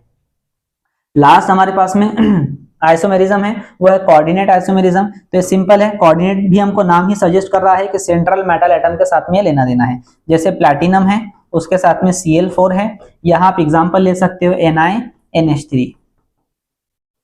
अब आप इस एग्जांपल को देखिए, यहाँ पर सेंट्रल मेटल एटम कौन है, प्लैटिनम, यहाँ पर सेंट्रल मेटल एटम कौन है, निकेल। तो हम अगर इन मेटल को ही एक दूसरे के साथ इंटरचेंज कर देते हैं, यानी एग्जांपल हमारी कुछ इस तरह से हो जाए NiCl4, तो सेकेंडरी वैलेंसी के साथ सेंट्रल मेटल एटम बदला जा चुका है। सेम ऐसे ही यहाँ की सेकेंडरी वैलेंसी के साथ सेंट्रल मेटल एटम बदला जा चुका है।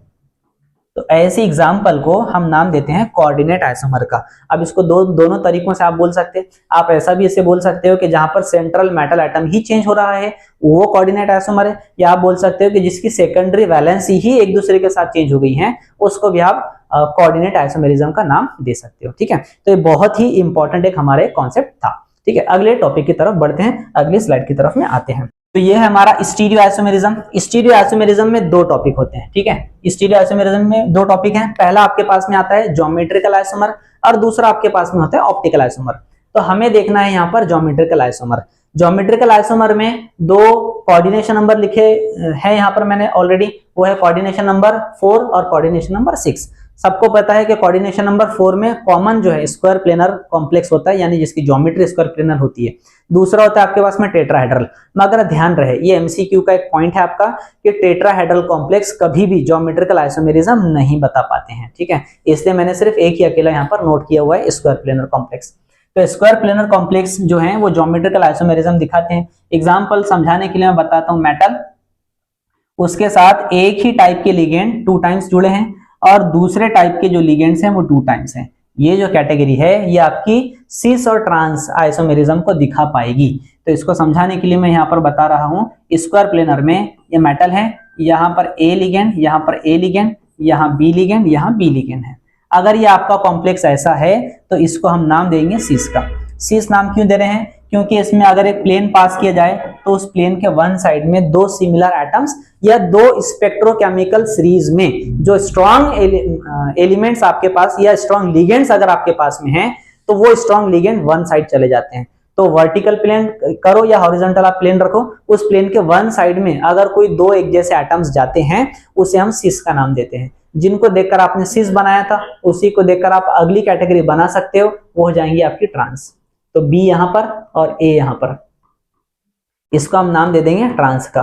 तो यहां सिर्फ आपको इतना ही समझना था कि स्क्वायर प्लेनर कॉम्प्लेक्स में अगर एक प्लेन पास किया जाए, उस प्लेन के वन साइड अगर 2 स्ट्रॉन्ग एलिमेंट्स स्ट्रॉन्ग लिगेंड्स या सेम लिगेंड्स अगर चले गए तो हम उसे नाम देंगे सिस का, और अगर वही दोनों अपोजिट पे चले गए तो हम उसे नाम देते हैं ट्रांस का। समझने के लिए आप इन पोजीशंस को ऐसे याद रख सकते हो। ये मेटल है, ये कॉम्प्लेक्स आपका कोऑर्डिनेशन नंबर 4 यानी स्क्वायर प्लेनर है। मैं समझाने के लिए ऐसे आपको लोकेशन इसकी दिखा रहा हूं। इसको नंबर 1 समझिए आप, इसको नंबर 2 समझिए, ये नंबर 3 है, ये नंबर 4 है। अगर मैं इस तरह से नंबर करूं तो 1, 2 की जो पोजीशन है ये आपकी सिस की पोजीशन होगी। और 3,4 की जो पोजीशन होगी ये भी आपके सीस होंगी। सेम 2,3 की जो पोजीशन होगी ये भी आपकी सीस है, और 1,4 की जो पोजीशन है ये भी आपकी सीस है। ये सभी सीस हैं। जबकि इसमें से जो ट्रांस वाले हैं वो ट्रांस वाला 2,4 आपका बनेगा एक ही, और एक आपका बनेगा 1,3। तो ये 1,3 आपकी ट्रांसपोजिशंस होती हैं। तो स्क्वायर प्लेनर में अपोजिट जो हैं एक दूसरे के वही अकेले ट्रांस हैं, और बाकी जो भी पोजीशंस आपको प्लेन के वन साइड में सेम साइड में दिखती हैं उन सबको हम सीस का नाम देते हैं। ओके, तो स्क्वायर प्लेनर कॉम्प्लेक्स में ज्योमेट्रिकल आइसोमेरिज्म कुछ इस तरह से आपको दिखाई देते हैं। सेम हम बात कर रहे हैं ऑक्टाहेड्रल कॉम्प्लेक्स में। सबको पता है ऑक्टाहेड्रल कॉम्प्लेक्स कैसा होता है, मैं एक बार यहाँ बना रहा हूँ और इसमें भी हम पोजीशन के बारे में पहले बात कर लेते हैं, फिर मैं इसकी एग्जांपल आपको समझाता हूँ। तो कोऑर्डिनेशन नंबर 6 यानी ऑक्टाहेड्रल कॉम्प्लेक्स, यहाँ इसको आप नंबर दे दीजिए। ये नंबर 1 है, ये नंबर 2 है, ये नंबर 3 है, ये नंबर 4 है, और ये नंबर सॉरी मैंने 4 गलत कर दिया। ये नंबर 4 है आपका, ये नंबर 5 है आपका, ये नंबर 6 है आपका। ठीक है, अब इसमें जितनी पोजीशंस हैं वो सभी सीस हैं। जैसे एग्जांपल के लिए 1,2, 1,3 ये दोनों भी सीस आपकी आती हैं। 1,5, 1,4 ये भी आपकी सीस होती हैं। 6,3, 6,2 ये भी आपका सीस होगा। 6,4, 6,5 ये भी आपका सीस पोजीशन होती है। ट्रांस जो है वो एक अकेली पोजीशन है और यही आपको रखना है याद, वो है 1,6। तो 1,6 अकेला आपका ट्रांस होता है। अब बात करते हैं इसकी एग्जांपल की। तो हमको दो एग्जांपल देखनी है जो हमारे लिए बहुत ही खास है। एग्जांपल ये है, यहाँ पर देख लीजिए, Mn है, Mn के साथ में किसी ने लिख कर दिया NH3/4 और ये Cl2। अगर ये आपकी एग्जांपल है, यानी कैटेगरी कौन सी बनेगी? कैटेगरी बन जाएगी मेटल A/4 और B/2 की कैटेगरी। ये कैटेगरी है। ठीक है, इसका क्या मतलब है? इसका मतलब है एक जैसे लिगेंड जो है वो 4 टाइम्स यहाँ पर जुड़े हैं, और एक जैसे लिगेंड्स जो हैं वो 2 ही टाइम, मतलब डिफरेंट टाइप वाले जो हैं वो 2 है आपकी कैटेगरी है। उसकी एग्जांपल आपको कुछ इस तरह से दिखती है। NH3 4 बार है और Cl जो है वो आपका 2 ही बार यहाँ पर लिखा गया है। ओके, अब इस कैटेगरी में अगर आप सिस ट्रांस बना रहे हो तो सेंट्रल मेटल एटम कौन है आपके पास में? Mn है। सेंट्रल मेटल एटम आपके पास में यहाँ पर Mn है। इसके पास में 4 टाइम्स आप 4 टाइम्स आप NH3 को यहाँ पर लेने वाले हो। तो हमने पोजीशन देखा 1 और 2, तो 1 पोजीशन है ये, तो आप यहाँ पर 2 सिमिलर Cl को ले लीजिए। अगली पोजीशन है आपकी ये। ठीक है, कुछ इस तरह से ज्योमेट्री थी ऑक्टाहेड्रल की। तो 1 और 2 पोजीशन पर अगर मैंने Cl को रख दिया तो ये आपका सिस बन जाएगा। रिमेनिंग सभी पोजीशन पर आप NH3 को ले लोगे, यानी अमाइन को आप यहाँ पर लिखोगे। तो ये आपका ज्योमेट्रिकल आइसोमर हुआ सिस। अब मुझे बनाना है ट्रांस। तो हमने ये बात सीखा है थोड़ी देर पहले कि 1 और 6 जो पोजीशन है ये आपकी ट्रांस की है। तो दोनों क्लोरीन को हम क्या करेंगे? 1 और 6 पोजीशन पर डाल देंगे, तो आपका बन जाएगा ट्रांस। तो यहाँ और यहाँ आपको ये Cl लेना है। रिमेनिंग जो भी आपकी ये पोजीशंस हैं यहाँ आपको दिखाना होता है NH3।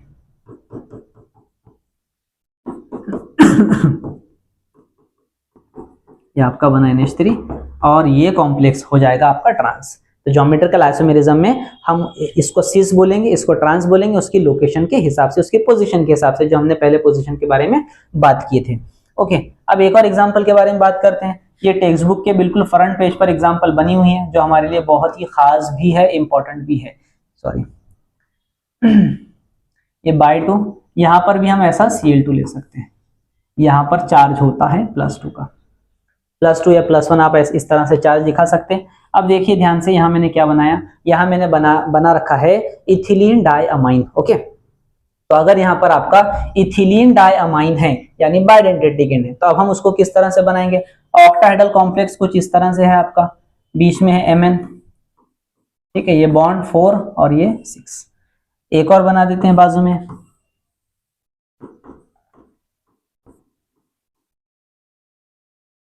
ठीक है, तो ये दोनों ऑक्टाहेड्रल हुए। सेंट्रल मेटल एटम कौन है? Mn है। अब मुझे इस कैटेगरी को लेकर सिस और ट्रांस बनाना है, यानी ज्योमेट्रिकल आइसोमेरिज्म मुझे दिखाने हैं। तो दोनों जो सेम हैं उनकी वजह से मैं इनको क्या बनाऊंगा? सिस। यानी 1 और 2 पर अगर मैंने इनको रखा तो ये क्या बनने वाला है? यहाँ पर सिस बनने वाला है। और रिमेनिंग जो आपके पास में 2 इथिलीन डाइअमाइन है उनको यहाँ पर दिखाया जाएगा। ये टेक्स्ट बुक का पैटर्न है, इस तरह से आप इसको लिख सकते हो। इन ठीक है। तो क्यों ऐसा? क्योंकि इथिलीन डायमाइन 2 बॉन्ड बनाता है और हमको 2 कॉर्नर चाहिए 2 बॉन्ड बनाने के लिए, इसलिए एक इथिलीन डायमाइन अपने नाइट्रोजन की लोन पेयर के थ्रू, नाइट्रोजन होता है उसमें नाइट्रोजन बॉन्ड बनाता है, उसके पास लोन पेयर होती है, तो अपने नाइट्रोजन की लोन पेयर के थ्रू यहाँ इन 2 जगहों पर जुड़ेगा। सेम एक इथिलीन डायमाइन इस पोजीशन पर आकर जुड़ेगा। कितने थे? 2, हमने 2 इथिलीन डायमाइन को जोड़ा है, ठीक है। तो ये आपका सिस आइसोमर बना। सेम अब मुझे अगर ये ट्रांस बनाना है तो मैं Cl को 1,6 पोजीशन पर डालूंगा। जैसे ही मैं Cl को 1,6 पर रख दूं तो ये ऑटोमेटिकली आपका बन जाएगा ट्रांस, और रिमेनिंग जो आपका होगा इथिलीन डायमाइन, जैसा हमने पहले किया है, इनको यहाँ इन 2 पोजीशन पर जोड़ा जाएगा।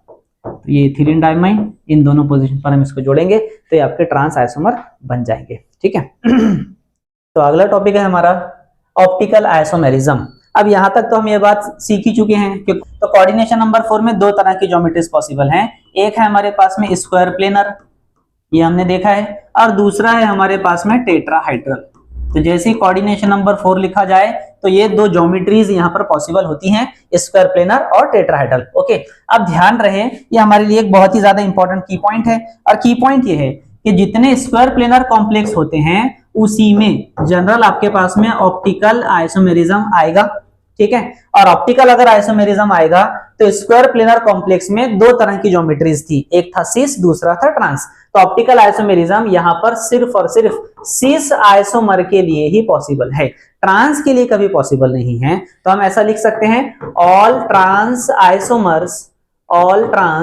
Isomers are optically inactive. तो जितने भी ट्रांस आइसोमर्स होते हैं वो सारे के सारे ऑप्टिकल इनएक्टिव होते हैं, ठीक है। और ऐसे ही हम यहाँ पर इसके लिए सेंटेंस लिख सकते हैं कि all tetrahedral complexes are optically active. All tetrahedral complexes, जितने भी कॉम्प्लेक्स होंगे टेट्राहाइड्रल के वो सब के सब ऑप्टिकल एक्टिव होते हैं, ठीक है। अब ऐसा इसलिए क्योंकि इसमें प्लेन ऑफ सिमेट्री या सेंटर ऑफ सिमेट्री या एक्सिस ऑफ सिमेट्री कोई भी पास नहीं हो पाती है। तो टेट्राहाइड्रल जो कॉम्प्लेक्सेस हैं वो सारे के सारे हमेशा ऑप्टिकल एक्टिव ही रहेंगे, इसलिए यहां पर उसको अलग से दिखाने की हमको जरूरत नहीं है।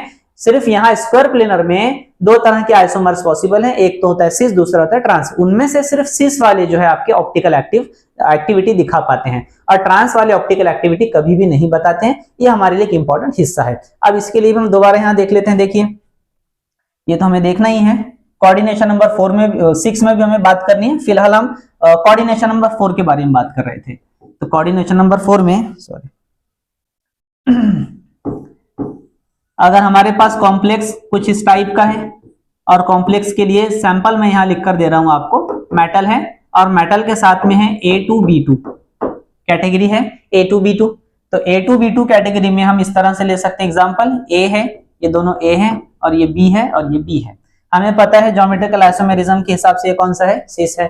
तो मैं इसका दूसरा आइसोमर बना सकता हूं, यानी मिरर इमेज अगर इसकी बनाई जाए, बीच में प्लेन अगर रखा जाए, तो ये आपको perfect non super imposable mirror image दिखाई देंगी, जो कि होगा इस तरह से, ठीक है। ये A और ये A, ठीक है।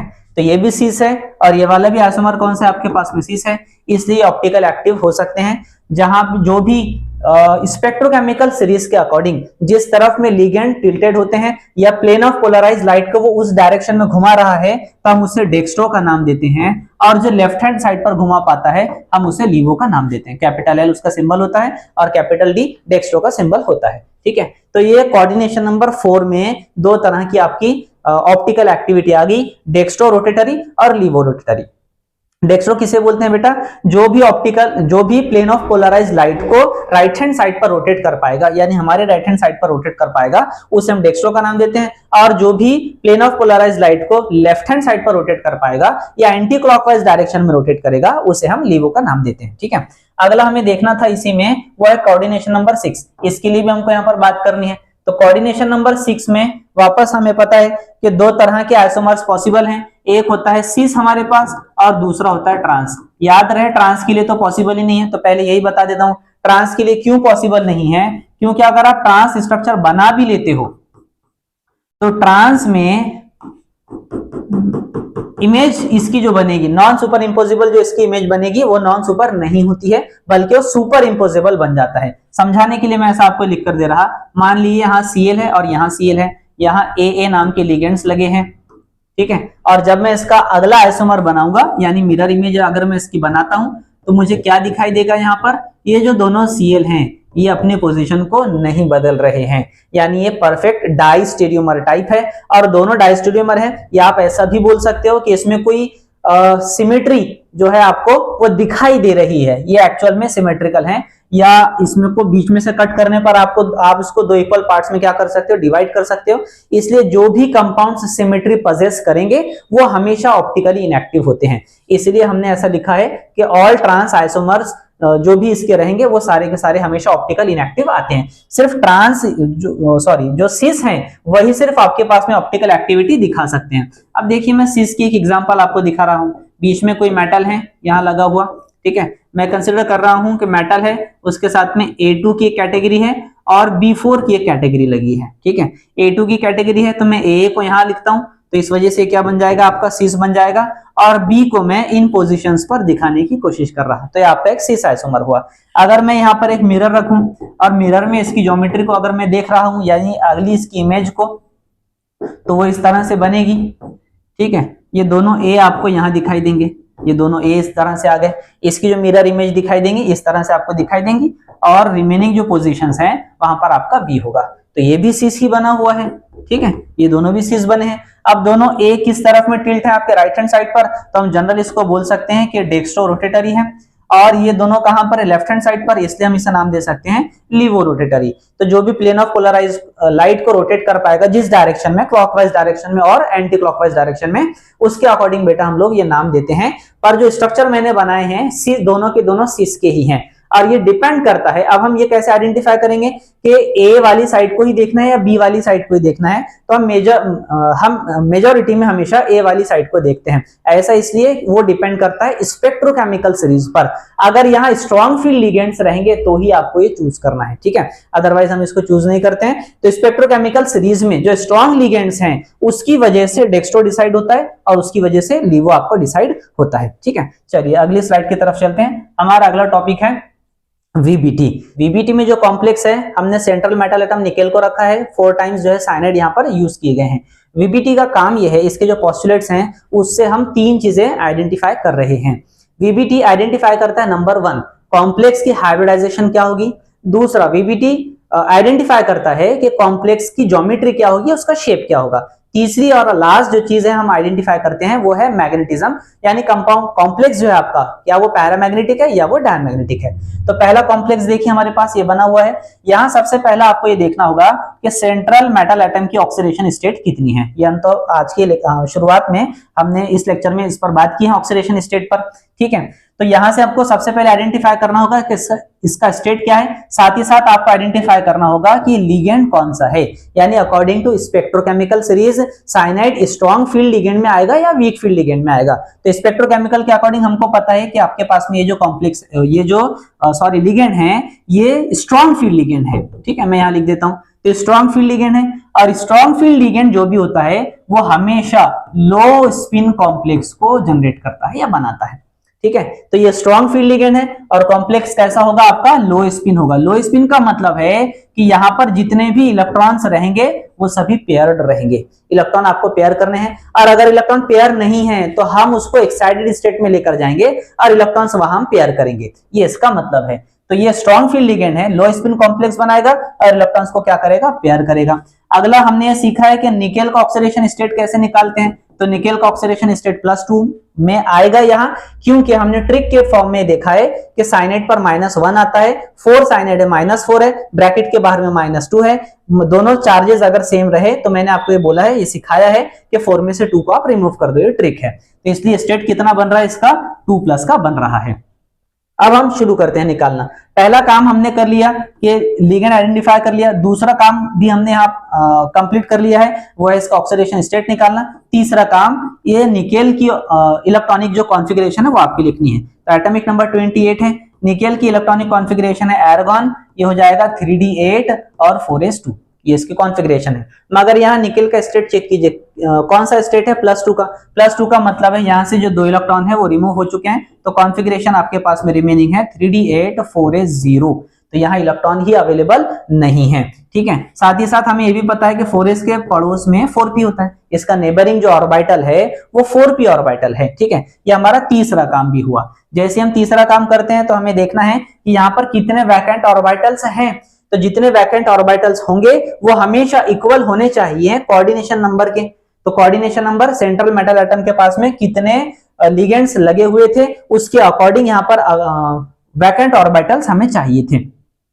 डी जो आपके पास में, इसकी ऑर्बिटल पिक्चर बना लेते हैं। तो हमें पता है कि डी में 5 ब्लॉक होते हैं, 5 बॉक्सेस यहाँ पर हमारे पास में। 4s में 1 ही होता है और 4p में 3 होते हैं। तो ये 3 हमने ब्लॉक बना लिए इसके 4p ऑर्बिटल्स के, सब शेल हमने यहाँ पर बना लिए हैं।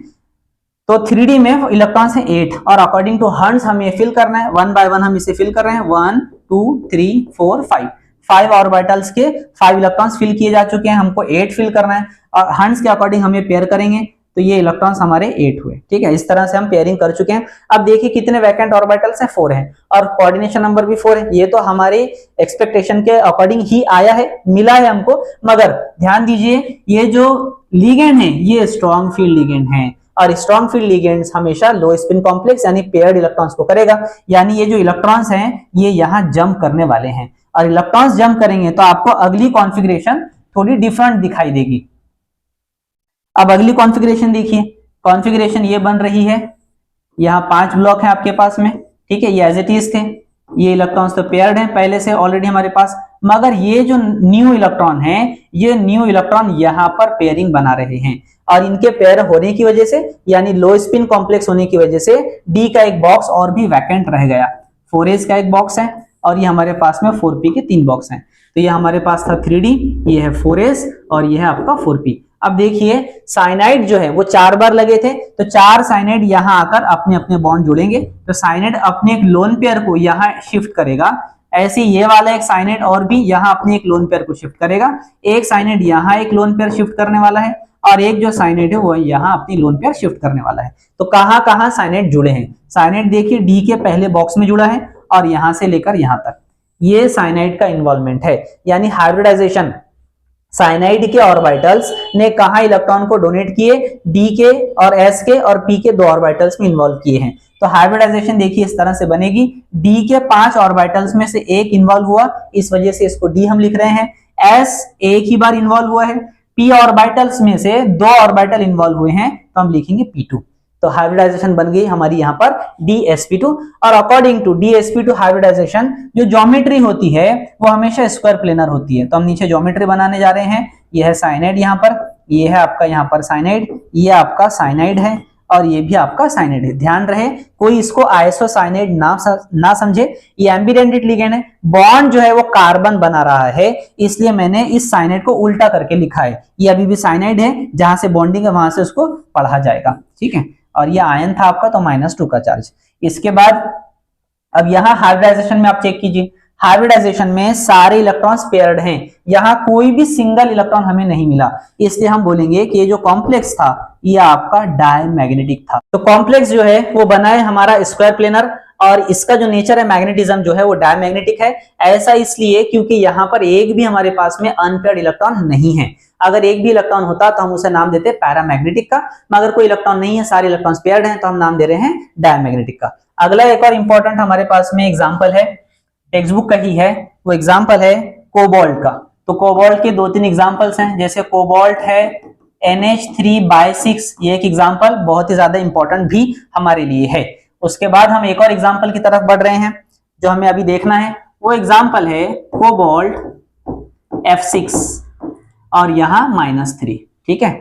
तो हम ये एक वीक फील्ड वाला ले रहे हैं। पहली जो हमने एग्जांपल कवर की हुई है वो साइनाइड की यानी स्ट्रॉन्ग फील्ड लिगेंड की, और अब जो हम एग्जांपल कवर कर रहे हैं वो है हमारे पास में वीक फील्ड लिगेंड की। तो सबसे पहले यहाँ लिगेंड आप चेक कर लीजिए, लिगेंड जो यहाँ लिखा गया है वो वीक फील्ड लिगेंड है और वीक फील्ड लिगेंड हमेशा हाई स्पिन कॉम्प्लेक्स को बनाता है। वीक फील्ड लिगेंड हमेशा हाई स्पिन कॉम्प्लेक्स को बनाता है और हाई स्पिन का मतलब यह है कि इलेक्ट्रॉन्स जो है यहाँ पर हमेशा सिंगल रहेंगे, यानी अगर कोई सिंगल पहले से अवेलेबल है तो हम उसे उठाकर पेयर नहीं बना सकते हैं, ठीक है।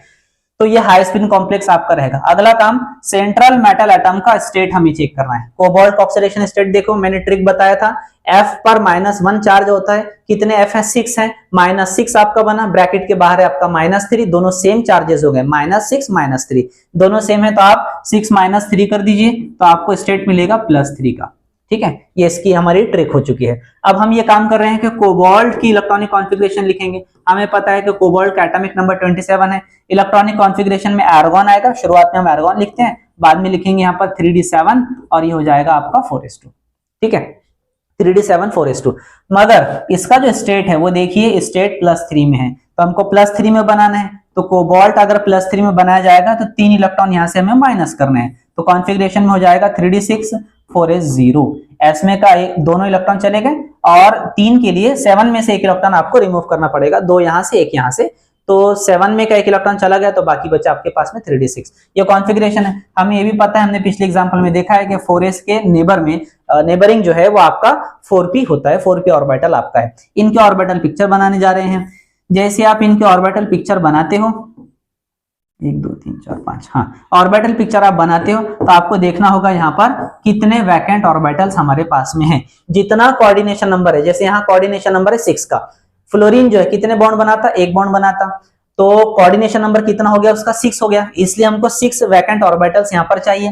पहले 6 इलेक्ट्रॉन फिल कर लेते हैं, 1 2 3 4 5 और हंस के अकॉर्डिंग ये पेयर बना तो 6, तो ये इलेक्ट्रॉन्स तो आपके सिंगल सिंगल रह गए और अवेलेबल जो है आपके पास में वो सिर्फ वैकेंट 4 ही ऑर्बिटल्स आपके पास अवेलेबल हैं।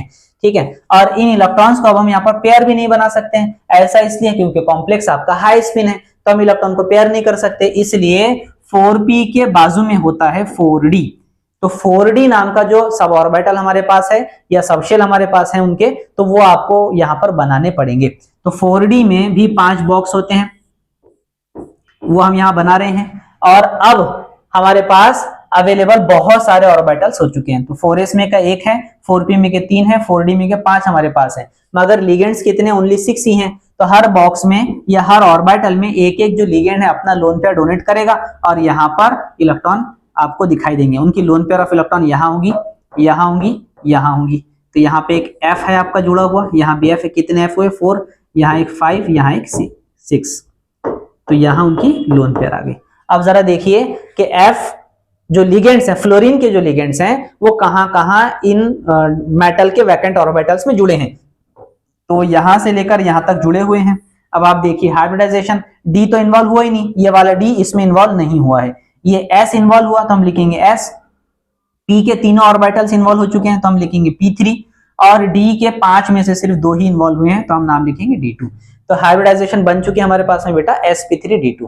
ठीक है, तो अब इस sp3d2 हाइब्रिडाइजेशन के अकॉर्डिंग हमें पता है कि ज्योमेट्री जो रहेगी वो ऑक्टाहाइड्रल होगी।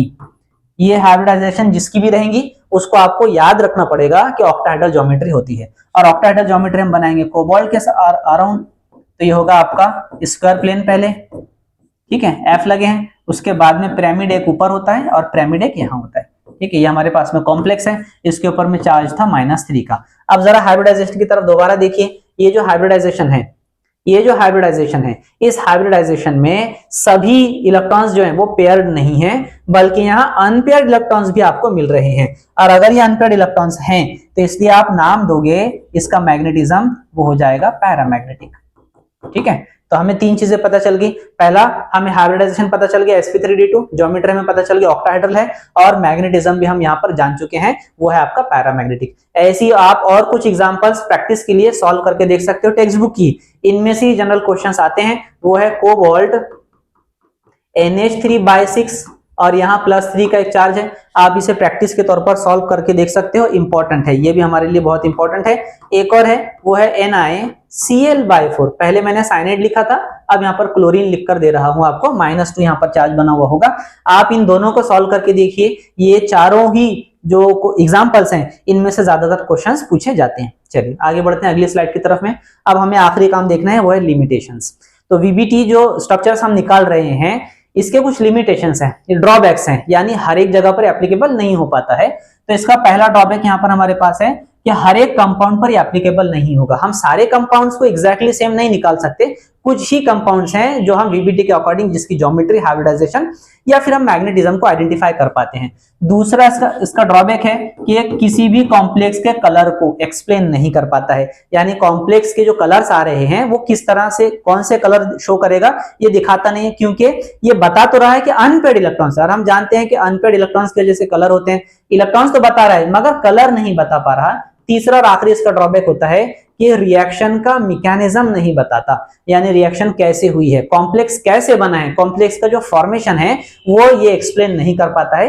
ये तीन ही इसके ड्रॉबैक हैं। 1 और 2 मार्क के लिए स्टेट बोर्ड में बहुत ही सिंपल पूछे जाने वाले ये वाला आपका क्वेश्चन है, लिमिटेशंस। ठीक है, आगे बढ़ते हैं। अगली हमारी स्लाइड पर हमें देखना है जो कि एक इंपॉर्टेंट टॉपिक है, वो है सीएफटी। ठीक है, ये भी बहुत ही ज्यादा इंपॉर्टेंट रहेगा स्टेट बोर्ड में। अप टू 2 और 3 मार्क्स के लिए आपको यहाँ पर क्वेश्चंस पूछे जाते हैं। सीएफटी में देखिए मैंने पहले ही बना रखा है ऑलरेडी, एक ग्राफिकल रिप्रेजेंटेशन जैसा है। एनर्जी के अकॉर्डिंग हमने डी के 5 ऑर्बिटल्स बनाए हैं। ठीक है, ये 5 ऑर्बिटल की लाइन को देखिए, बेस लाइन सभी एक लाइन में है। ये हमें बता रहा है कि इन 5 ऑर्बिटल्स की एनर्जी सेम है।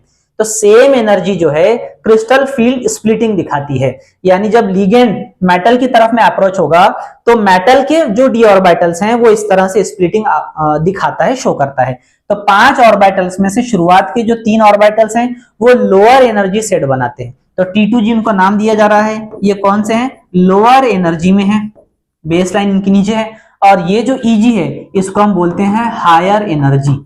तो ये higher energy set of orbital आपका बना है। इन दोनों का जो डिस्टेंस है यही आपका होगा CFAC, crystal field splitting energy. और हमेशा क्रिस्टल फील्ड स्प्लिटिंग एनर्जी को डेल्टा O से मेजर करते हैं। ध्यान रहे वो 0 नहीं लिखा है, ये ऑक्टाहेड्रल कॉम्प्लेक्स के लिए है, तो इसलिए इसको मेजर डेल्टा O में करते हैं। अगर कॉम्प्लेक्स टेट्राहेड्रल होगा तो हम यहाँ डेल्टा T लिख देते हैं। और इनकी वैल्यू हमेशा 10 DQ के इक्विवेलेंट होती है। DQ का मतलब है डिफरेंशियल क्वांटा, तो ये हमेशा 10 DQ के बराबर में होती है। अब अगर हम कोई कॉम्प्लेक्स यहाँ बनाते हैं, जैसे एग्जांपल के लिए कोबाल्ट है और NH3 आपके पास यहाँ है, NH3/6 और +3 ऊपर चार्ज दिया गया है, तो इसमें आपको कोबाल्ट सेंट्रल मेटल एटम को देखना होगा और ये चेक करना होगा कि कौन से सिस्टम में आता है। यानी हम पहले इसका स्टेट निकालेंगे, स्टेट आइडेंटिफाई करेंगे, फिर देखेंगे कोबाल्ट 3d6 कॉन्फ़िगरेशन रखता है। ठीक है, तो ये 3d6 है, यानी डी सिस्टम जो इसका आ रहा है उसमें 6 इलेक्ट्रॉन्स है, उसके अकॉर्डिंग आपको CFT की जो डायग्राम होती है वो निकालनी होती है। इसमें से हम 2 ही चीजें आइडेंटिफाई करते हैं, एक तो CFAC हम आइडेंटिफाई करते हैं, कैलकुलेट करते हैं इसको, दूसरा हम आइडेंटिफाई करते हैं कि उसकी इलेक्ट्रॉनिक कॉन्फ़िगरेशन क्या बनी। तो अगली स्लाइड पर आइए। इलेक्ट्रॉनिक कॉन्फ़िगरेशन में आप D6 का अगर बना रहे हैं तो आप लो स्पिन कॉम्प्लेक्स और हाई स्पिन कॉम्प्लेक्स के अकॉर्डिंग आपको चलना होता है। जैसे यहां देखिए कोबाल्ट के साथ में कौन जुड़ा है? NH3। NH3 हमेशा स्ट्रॉन्ग फील्ड लिगेंड है, तो स्ट्रॉन्ग फील्ड लिगेंड है तो आपको ये जो एनर्जी का गैप है, ये जो गैप आपको मिलेगा स्ट्रॉन्ग फील्ड की वजह से ये ज्यादा मिल जाएगा। और अगर ये गैप आपको लार्ज मिला है तो स्ट्रॉन्ग फील्ड लिगेंड हमेशा कॉम्प्लेक्स कैसा बनाता है? लो स्पिन कॉम्प्लेक्स बनाता है, और लो स्पिन कॉम्प्लेक्स में इलेक्ट्रॉन सारे पेयर्ड रहेंगे, यानी T2G में ही इलेक्ट्रॉन्स आपको फिल करने होते हैं। ये इसका कॉन्सेप्ट है CFT का। तो स्ट्रॉन्ग फील्ड लिगेंड जो है वो हमेशा T2G में इलेक्ट्रॉन रखते हैं, यानी जब तक ये पूरा पेयर नहीं हो जाएगा तब तक आप ऊपर जंप नहीं कर पाओगे। जैसे समझाने के लिए मैं बताता हूं आपको, जैसे यहाँ देख लीजिए 6 इलेक्ट्रॉन्स हैं और 6 इलेक्ट्रॉन्स किसकी वजह से आपको मिल रहे हैं? NH3 की वजह से आपको मिल रहे हैं, यानी स्ट्रॉन्ग फील्ड है, तो आपको 6 इलेक्ट्रॉन यहां पर ही फिल करके दिखाने होते हैं। ये 3 इलेक्ट्रॉन मैंने किया, मैं ऊपर जंप नहीं कर पाऊंगा। ठीक है, ऐसा इसलिए क्योंकि स्ट्रॉन्ग फील्ड लिगेंड है, आपको पूरे 6 इलेक्ट्रॉन यहीं पर रखने होंगे। लेकिन अगर यहाँ F6 होता, यानी फ्लोरीन लिगेंड होता या कोई भी वीक फील्ड यहाँ लिगेंड होता, तो हम 6 इलेक्ट्रॉन्स इस तरह से फिल करते 1 2 3 और यहाँ इलेक्ट्रॉन चले जाते 5 और 6। ठीक है, तो ये इलेक्ट्रॉन इस तरह से फिल किए जाएंगे अगर ये वीक फील्ड लिगेंड होगा। लेकिन अगर स्ट्रॉन्ग फील्ड लिगेंड होगा तो हमेशा इलेक्ट्रॉन कहां रखे जाते हैं? T2G में रखे जाते हैं। तो इसको समझाने के लिए यहाँ देखिए, मान लीजिए आपका D4 सिस्टम है, तो D4 सिस्टम में लो स्पिन में कैसी कॉन्फ़िगरेशन होगी और हाई स्पिन में किस तरह से कॉन्फ़िगरेशन होगी, हम एक एग्जांपल की तरह उसको समझ रहे हैं। तो D4 अगर ये सिस्टम है तो इलेक्ट्रॉन्स कितने आपके पास में? 4 हैं, तो हम T2G में इलेक्ट्रॉन फिल करेंगे। यहाँ देखिए कॉम्प्लेक्स कैसा लिखा है? लो स्पिन को लिखा है। लो स्पिन का मतलब है इलेक्ट्रॉन हमेशा आपके T2G में ही पहले फिल की जाएंगे। तो 4 इलेक्ट्रॉन्स 1 2 3 एंड 4 यहाँ आपका पेयर बनेगा।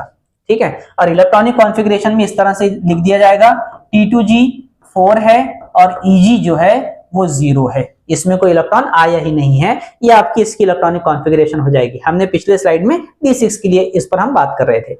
अब यहाँ पर देखिए अगला कौन सा आपके पास में हाई स्पिन।